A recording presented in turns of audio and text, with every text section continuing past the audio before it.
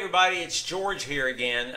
Let me tell you a story. I was using my laptop to surf the internet, like we all do.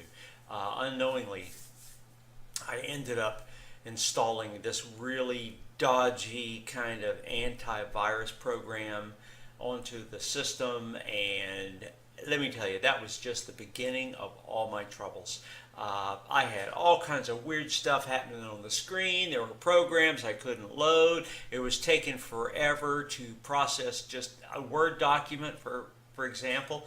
And I knew that there was some bad stuff going on in there caused by what I had downloaded. It was my own fault, really. So I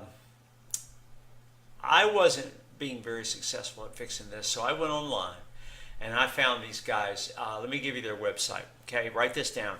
It's onlinepctechnicians.com. They cleaned up my spyware, the malware, all the other things that were messing up my laptop. And in the meantime, while they were doing all that, I went and had lunch. There was nothing to it. It was great. I recommend them. Remember that website address, and good luck with your PC, and I will talk to you guys later. Bye.